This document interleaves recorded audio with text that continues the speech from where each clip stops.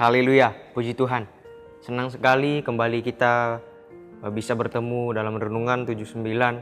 Kita bersyukur buat kasih karunia Tuhan, kemurahan Tuhan. Kita kembali bisa mendengarkan kebenaran firman Tuhan. Dan mari sama-sama saat ini kita akan belajar kebenaran firman Tuhan di dalam Ezra pasal yang ke-10. Saya mengambil di ayat yang pertama sampai yang ketiga. Dan dalam renungan pada saat ini, tema yang diberikan yaitu mengakui dosa. Mari kita sama-sama baca di dalam Ezra pasal yang ke-10 ayat yang pertama sampai yang ketiga. Sementara Ezra berdoa dan mengaku dosa sambil menangis dengan bersujud di depan rumah Allah, berhimpunlah kepadanya jemaah orang Israel yang sangat besar jumlahnya, laki-laki, perempuan, dan anak-anak. Orang-orang itu menangis keras-keras. Maka berbicaralah Shekhania bin Yehiel dari Bani Elam. Katanya kepada Ezra, kami telah melakukan perbuatan yang tidak setia terhadap Allah kita, oleh karena kami telah memperistrikan perempuan asing dari antara penduduk negeri. Namun demikian sekarang juga masih ada harapan bagi Israel. Marilah kita sekarang mengikat perjanjian dengan Allah kita, bahwa kita akan mengusir semua perempuan itu dengan anak-anak yang dilahirkan mereka menurut nasihat Tuhan, dan orang-orang yang gemetar karena perintah Allah kita, dan biarlah orang bertindak menurut hukum Taurat. Kisah ini begitu menarik untuk kita pelajari, untuk kita pahami bersama, menjadi pelajaran di dalam kehidupan kita, bagi kita. Kisah ini di mana umat Tuhan, umat kepunyaan Tuhan, yaitu bangsa Israel, pada saat itu mereka telah melakukan pelanggaran kembali kepada Tuhan. Mereka tidak mengikuti apa yang Tuhan telah perintahkan, Tuhan telah suruh kepada mereka, yaitu dengan mereka memperistrikan bangsa asing di antara orang-orang Israel, yang dimana Allah telah melarang mereka dengan hal yang demikian. Kalau kita baca di dalam Keluaran pasal yang ke-34 ayat yang ke-11 sampai yang ke-12 dan ayat yang ke-15 sampai yang ke-16, sana dikatakan, tetapi engkau berpeganglah pada yang kuperintahkan kepadamu pada hari ini. Lihat, aku akan menghalau dari depanmu orang Amori, orang Kanaan, orang Het, orang Feris, orang Hewi, dan orang Yebus. Berawas-awaslah, janganlah kau adakan perjanjian dengan penduduk negeri yang kau datangi itu, supaya jangan mereka menjadi jerat bagimu di tengah-tengahmu. Janganlah engkau sampai mengadakan perjanjian dengan penduduk negeri itu apabila mereka berzina dengan mengikuti Allah mereka dan mempersembahkan korban kepada Allah mereka. Maka mereka akan mengundang engkau, dan engkau akan ikut makan korban sembelihan mereka.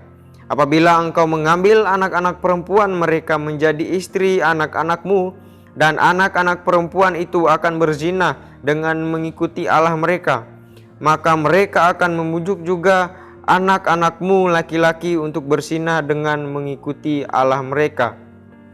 Nah, inilah perintah yang Tuhan berikan kepada bangsa Israel ketika Israel keluar dari pembuangan pada saat itu. Tetapi bangsa Israel tidak mengikuti apa yang menjadi perintah Tuhan bagi bangsa Israel. Mereka memperistrikan bangsa lain.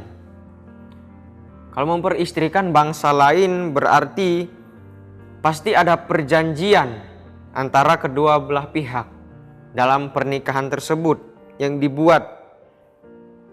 Dan ini menjadi satu larangan di dalam kehidupan orang Israel. Tetapi ini sudah dilanggar oleh orang-orang Israel. Perintah Tuhan ini dilanggar oleh mereka. Tapi kita akan melihat ada seorang imam bagi Israel di dalam lingkup jemaat Israel, yaitu Ezra. Ezra yang berdoa kepada Tuhan, mengakui kesalahan dan dosa yang dilakukan oleh bangsa Israel melakukan mengakui kejahatan-kejahatan yang dilakukan oleh bangsa Israel. Dan dalam pengakuan, kalau kita mengakui kesalahan, berarti ada kesadaran di dalam kehidupan kita karena kita telah melakukan kesalahan. Dan dalam hal ini membuat adanya permohonan pengampunan. Permohonan pengampunan dan melepaskan dosa yang telah kita buat. Kita meminta permohonan pengampunan kepada Tuhan dan kita melepaskan dosa yang pernah kita buat dan kita tidak melakukan lagi dosa itu. Dalam pengakuan tentu adanya permohonan ampun. Kita meminta ampun kepada Tuhan atas apa yang telah dilakukan, atas dosa yang telah dilakukan. Dan Ezra berdoa kepada Tuhan, meminta ampun kepada Tuhan, supaya Tuhan memberi belas kasihan kepada Israel. Dan daripada itu kita lihat di ayat yang kedua, di sana dikatakan, maka berbicaralah Shekhania bin Yehiel dari Bani Elam, katanya kepada Ezra, kami telah melakukan perbuatan tidak setia terhadap Allah kita, oleh karena kami telah memperistrikan perempuan asing dari antara penduduk negeri. Namun demikian sekarang juga masih ada harapan bagi Israel. Israel mengaku bahwa mereka telah melakukan hal yang tidak setia kepada Tuhan. Mereka telah melanggar perintah Tuhan. Tetapi bersyukur bahwa masih ada belas kasihan Tuhan kepada bangsa Israel.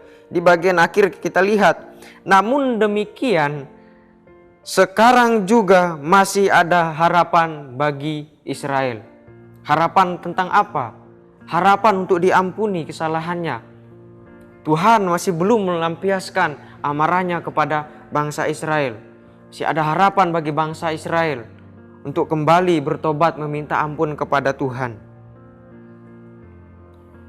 Shekhania mengakui kesalahannya yang dilakukan bangsa Israel dan mereka ingin membuat perjanjian dengan Tuhan untuk membuang semua kesalahan yang pernah mereka lakukan, untuk membuang semua kesalahan yang pernah mereka lakukan, dosa-dosa yang mereka lakukan.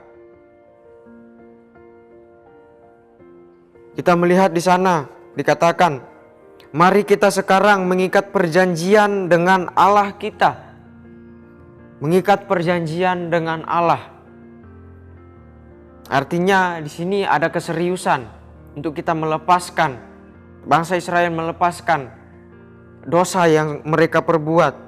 Mengikat perjanjian dengan Allah bahwa kita akan mengusir semua perempuan itu dengan anak-anaknya yang dilahirkan mereka, menurut nasihat Tuhan dan orang-orang yang gemetar karena perintah Allah kita.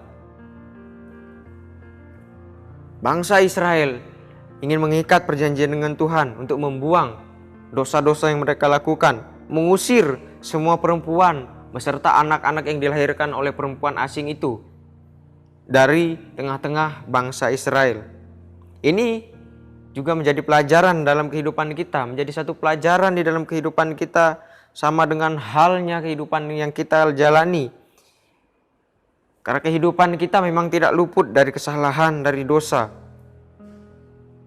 Tapi untuk kita sadar dengan kesalahan yang kita lakukan kepada Tuhan dan mengakuinya di hadapan Tuhan, dan kemudian kita melepaskan dosa tersebut supaya Tuhan tetap memberi kasih karunia kepada kita. Ketika kita sudah merasakan, kita sadar bahwa kita sudah melakukan dosa, kesalahan di hadapan Tuhan, mari kita datang berdoa kepada Tuhan seperti Ezra berdoa kepada Tuhan untuk memohon ampun kepada Tuhan, mengakui kesalahan, mengakui dosa. Kita mengakui dosa kita, kesalahan kita. Apapun yang telah kita lakukan yang tidak sesuai, yang tidak berkenan di hadapan Tuhan, kita akui itu di hadapan Tuhan dan kita memohon ampun kepada Tuhan atas apa yang telah kita lakukan. Dan daripada itu, bukan hanya sekedar kita memohon ampun, Tapi kita mau melepaskan dosa itu. Melepaskan dosa itu yang mengikat dalam diri kita. Supaya kita tidak melakukan lagi dosa tersebut. Kita bisa melihat di dalam Yesaya pasal yang ke-1 ayat yang ke-16 di sana dikatakan, "Basuhlah, bersihkanlah dirimu, jauhkanlah perbuatan-perbuatanmu yang jahat dari depan mataku. Berhentilah berbuat jahat."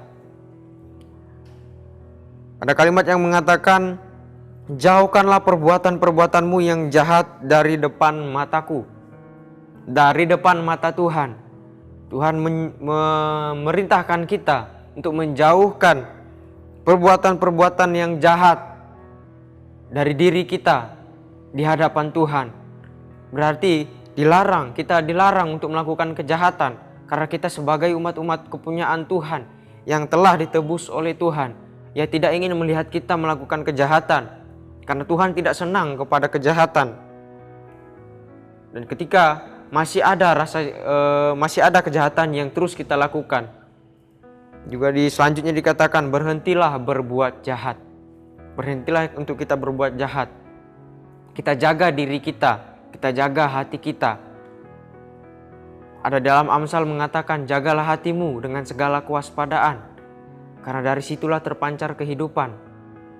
Dalam diri kita, jaga hati kita, karena dalam hati kita terpancar kehidupan. Dalam hati kita juga terpancar kemuliaan Tuhan, pribadi Kristus yang tinggal di dalam kehidupan kita.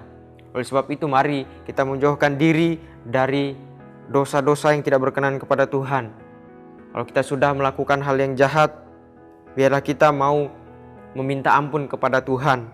Kita sadar akan perbuatan kita dan kita tidak lagi melakukannya, dan kita melepaskan dosa tersebut.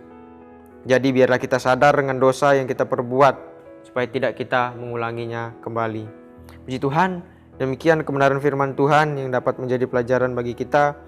Bila ini dapat memberkati setiap kehidupan kita semuanya. Terima kasih Bapak Ibu, Saudara sekalian yang telah mengikuti renungan 79.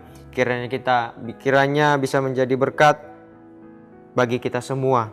Dan Bapak Ibu Saudara-saudari yang ingin didoakan untuk pokok-pokok doa tertentu, menceritakan kesaksian baik mujizat, kesembuhan, pemulihan, masalah keluarga dan lain sebagainya, dapat disalurkan melalui chat WhatsApp di nomor 08 13 27 42 0088. Dan mari kita berdoa untuk kebenaran firman Tuhan pada saat ini. Terima kasih Tuhan, terima kasih Yesus.